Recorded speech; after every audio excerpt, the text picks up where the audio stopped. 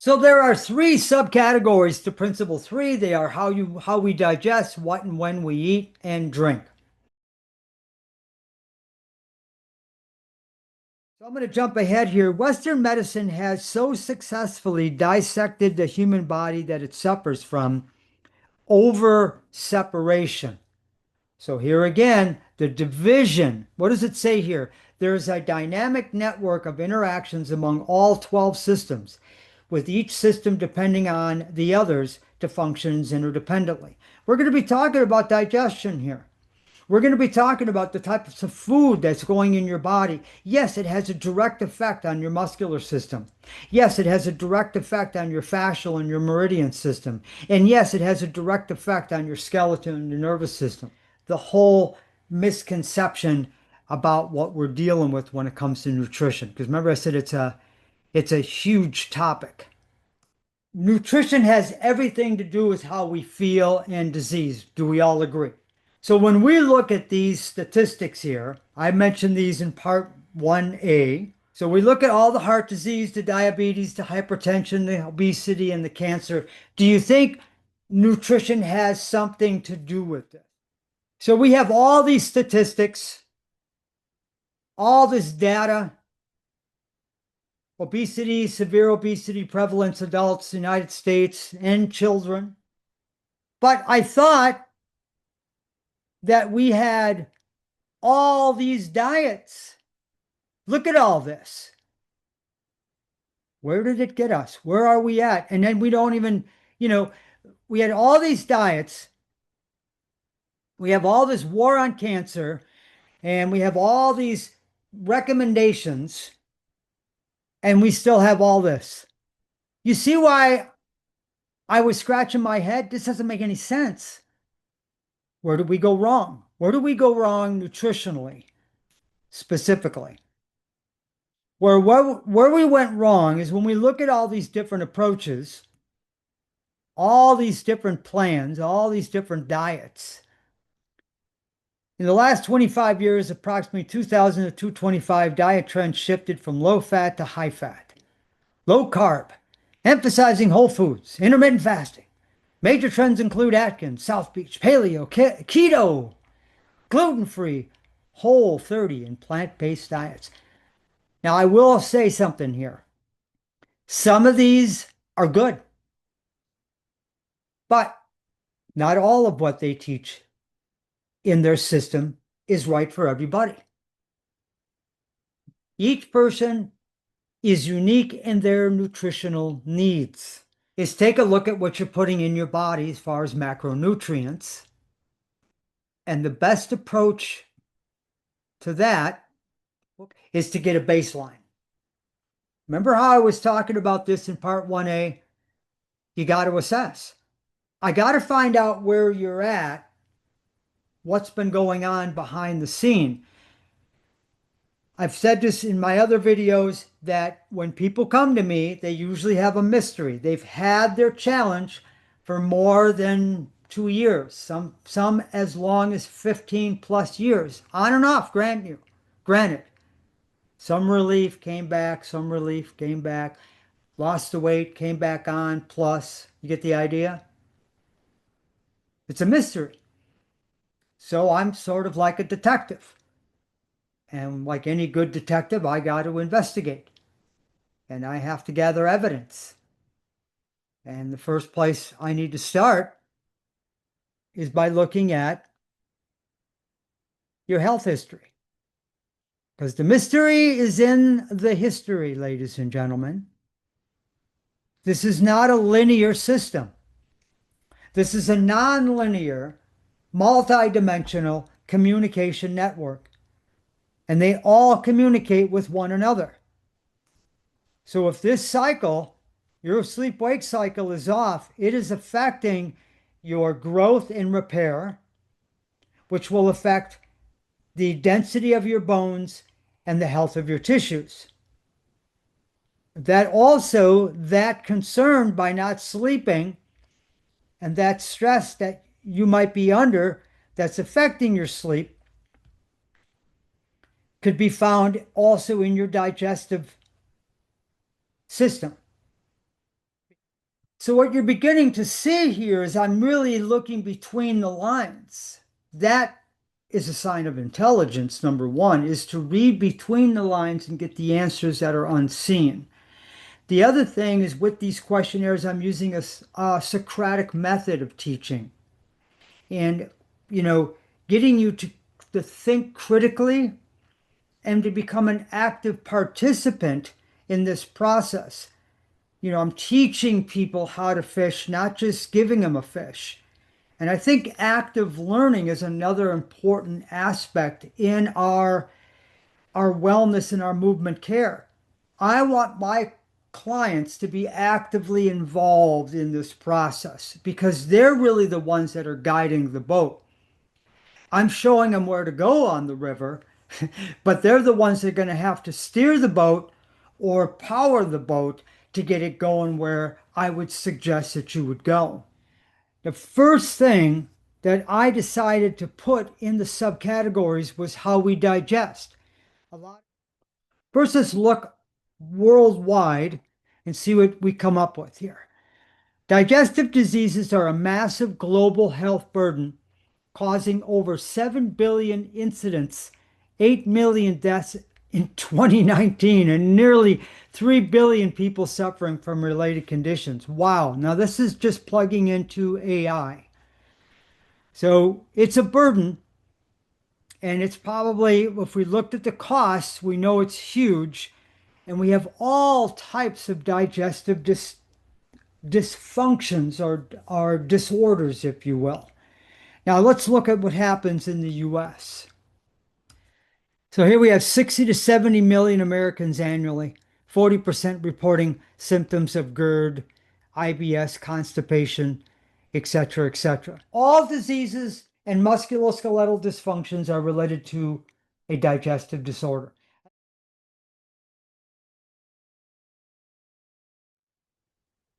The gut is a thinking organ.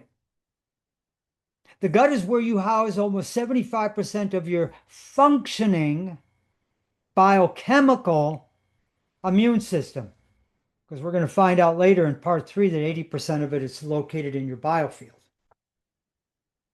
But you have immune cells down there. So that's sort of your first line of defense, isn't it? Well, if your first line of defense is weak, then what is your defense against illness? Not real good, is it? And if you have something like leaky gut is a term, increased intestinal permeability, where the gut lining becomes porous, allowing bacteria and toxins to enter the bloodstream. We got to heal the gut. All right, and that's a process too. That'll come more towards the end of this talk when we get into talk about purification and detoxification of the human body. All right, the more irritated it gets, the more you're inviting these things to grow. They morph. What does morphogenic mean? All right, so morphogenesis is the fundamental biological process by which organisms, tissues, and cells develop their shape and structure, transforming, that's going to be the key word here, a single cell into a complex organized organism. You know, during embryonic development, that morphogenesis occurred. There was an evolution, there was a transformation. The cell divided and it evolved into a human being. Now, let's tie this in with how things morph into the body and evolve, change shape. So, hence, going back to the particles, the toxins, the undigested food, the chemicals, this bacteria, toxins, and undigested foods, as it states here, to seep into the bloodstream. So when the digestive lining gets beat up, gets inflamed, it creates these caverns, and then we have these little foreign invaders dropping down into the bloodstream. Now, I want to tie this in with pleomorphism and the works of Dr. Antoine Béchamp. Antoine Béchamp, a French scientist and chemist. Then there was also Dr. Claude Bernard, And they were arguing with Louis Pasteur about, do these things, the germs, etc., do they really cause the illness? Right? So we have this digestive challenge, right? Which leads into symptoms. And that was an evolutionary process over time because things changed form. So, what Antoine Béchamp was trying to suggest back at the end of the 1800s, he was saying that he proposed a theory of morphogenesis to a concept called pleomorphism, which holds that microorganisms can change their form and function based on their environment. Contrary to the contemporary germ theory proposed by Louis Pasteur, Béchamp argued that microorganisms were not the primary cause of disease, but rather the result of a degrading internal environment. Your degrading internal environment are creating symptoms, and there's many symptoms to leaky gut as listed here.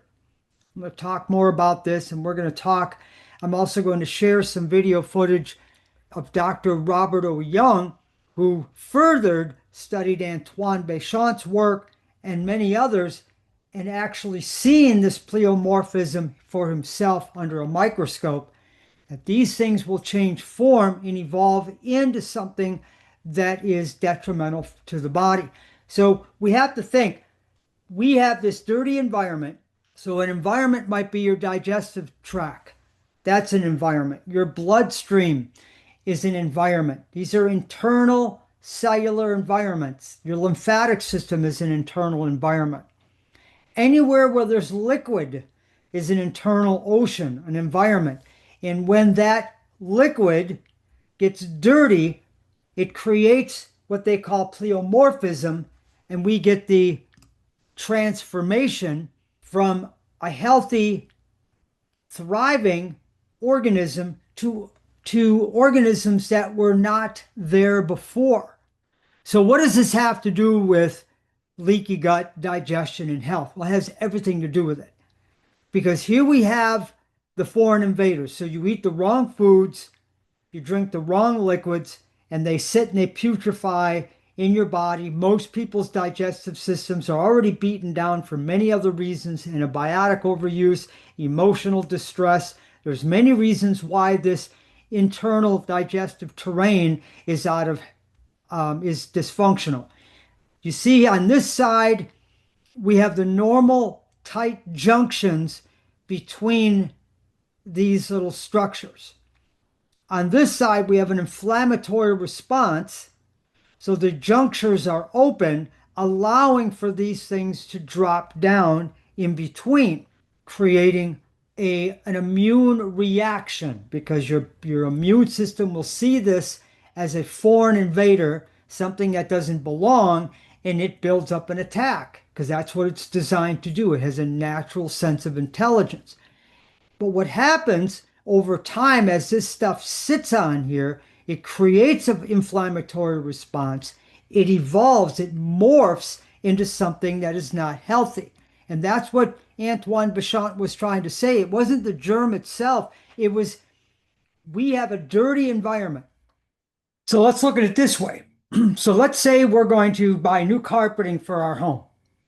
So what do we do first? We remove that which no longer serves us. So we have to pull up the old carpeting, and then we have to go in and we have to clean, pull up tacks, get all the debris that was left behind after you pulled back and ripped out the old carpeting. Now I've done this, so I know this process. And once that now empty environment has been cleaned up now we can lay down the new carpeting. So we remove the foods that are causing the inflammatory response, all the toxins, the chemicals, as much as we can. We go in and we start cleaning this internal environment. There's ways you can clean your large intestine, small intestine, your liver, your kidney, etc. And then you replace the toxic food, the denatured food, with real food. So Problem, we got leaky gut. Reaction, we get symptoms.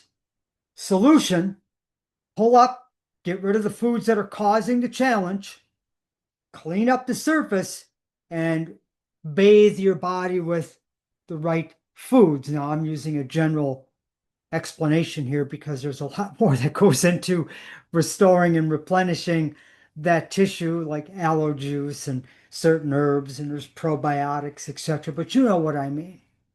So let's think of it that way when we're looking at, you know, restoring this internal environment and getting rid of these symptoms because they have a direct effect on how we're thinking. Do you think that inflammation is going to irritate you emotionally? Do you think that inflammation in your gut's going to interrupt your sleep-wake cycle? And do you think that inflammatory response is going to affect your joints? You see how it's all connected. So that little image in the middle of my diagram behind me, that is what this whole thing is about. We have to look at the body holistically. But when we break each principle down and we begin to look at some of the detriments to our nutrition as I'm explaining here, there's an inner connection all the time. And later on, when I talk about principle 4, then I'm going to refer back to principle 3, principle 2, and principle 1, and how it affects how we move. How does that sound?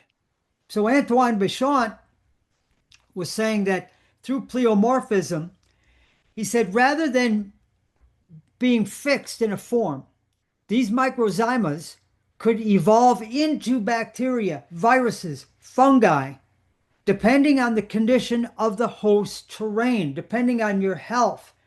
Think of it like sanitation. Before there was hygiene and sanitation, we were plagued with illness. But when we learned to sanitize and use hygiene, we improved our sanitation and our hygiene. We introduced plumbing to homes back in the 1800s. We then were living in a better environment that wasn't conducive to drawing in and creating this pleomorphism of bacteria, viruses, and fungi. Another example is think of like garbage. So you take your garbage, you put all your foodstuffs, particles, and you know what you put in your garbage, and you put that outside, and during the summer, it gets pretty warm, doesn't it? And your body's temperature is 98.6 degrees. So think of it like it's 98 degrees outside, and you've been piling up your garbage in there. And let's say your garbage pail gets blown over, gets knocked over, the garbage comes rolling out, and with it, there's all these bugs that weren't there before because you had cleaned out, let's say you cleaned out your garbage can, and then you put your garbage in there, and 4 or 5 days later, before the garbage men come, the garbage pail, drops over, or for some reason, you look inside, and there are all these bugs. Well, where did they come from? Well, they migrated there. Some of them evolved there because they had something to eat. Just like rats. Rats eat garbage, right? Well, do the rats bring the garbage to your house and sit and eat it? Like, do they bring it in a little lunch bag and come over like, oh, I'm going to go over to Brian's house and sit in his backyard and eat my garbage? No. If I leave my garbage out there long enough and it starts to reek and it gives off this odor, and we know that rodents and animals have a higher sense of smell than we do, they sniff and they smell that, and they come looking over my fence and are like, hey, look at this guy, man. He's got some good garbage in there. And they come over, and then now we have an infestation of rats. Well, think of the rats and think of the bugs like fungus and viruses and bacteria in your body.